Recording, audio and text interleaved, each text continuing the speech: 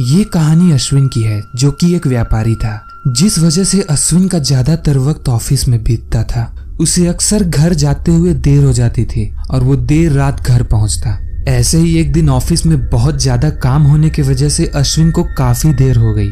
उसे घर जल्दी जाना था, इसलिए उसने शॉर्टकट रास्ता चुना।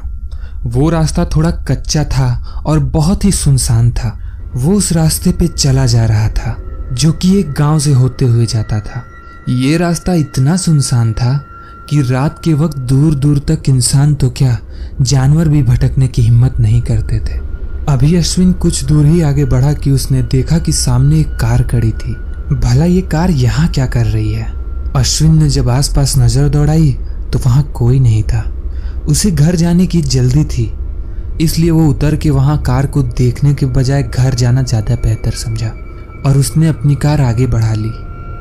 कुछ दूर चलने के बाद उसने देखा कि सामने एक लड़की जो कि पैदल जा रही थी। उसे फिर से ताज्जुब हुआ, इस सुनसान रात में ये लड़की यहाँ क्या कर रही है? अश्विन ने उस लड़की के बगल में कार रोकी और उससे पूछा कि वो इतनी रात इस सुनसान रास्ते पे क्या कर रही है। इस पर उस लड़की ने बताया कि वो शहर से गांव वापस आ रही थी और रास्ते में उसकी गाड़ी खराब हो गई, जिस पर अश्विन को सारा माजरा समझ आया और उसने उस लड़की को घर छोड़ने का डिसीजन लिया।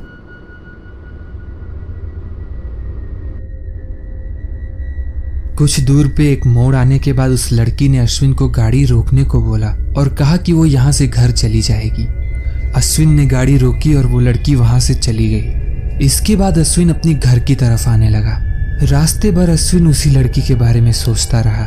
वो लड़की बहुत खूबसूरत थी और अश्विन को पसंद आ गई थी।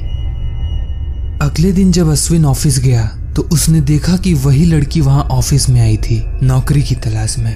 उसे देखकर अश्विन बहुत खुश हो गया और उसने तुरंत उसे नौकरी दे दी। उसने अश्विन को अपना नाम सुनहरी बताया। सुनहरी रोज ऑफिस में काम करने आती और देखते ही देखते अश्विन और सुनहरी को प्यार हो गया।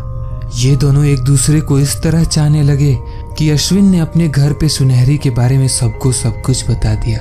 और चूंकि अश्विन एक सफल व्यापारी था, उसके घर वालों को इस रिश्ते से कोई परेशानी नहीं थी।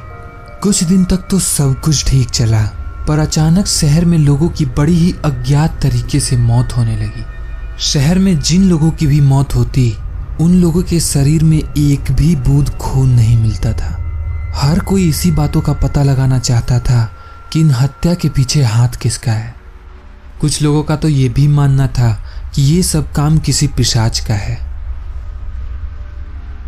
कुछ दिन बाद जब एक बार अश्विन की माँ किचन में कुछ काम कर रही थी, तभी अचानक उन्हें बाहर से किसी के चिल्लाने की आवाज आई। जब खिड़की से उन्होंने देखा तो जो नज़ारा उनके सामने था, उसे देखकर सर से पैर तक वो कांप उठी। वहां सामने सुनहरी बेजान हालत में पड़ी हुई थी। अभी अश्विन की माँ कुछ समझ पाती, उससे पहले अचानक ही उनके आंखों के सामने अंधेरा छाने लगा।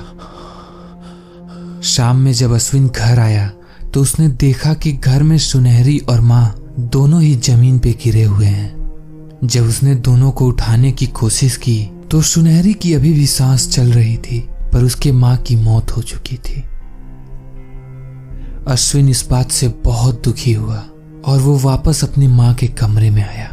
उस कमरे में उसने पाया कि उसकी माँ ने बिस्तर के नीचे कुछ छुपा के रखा था। जब अश्विन ने उसे निकाला तो वो एक चिट्ठी थी जिसमें कुछ चीजें लिखी हुई थी। अश्विन उस चिट्ठी को पढ़ने लगा।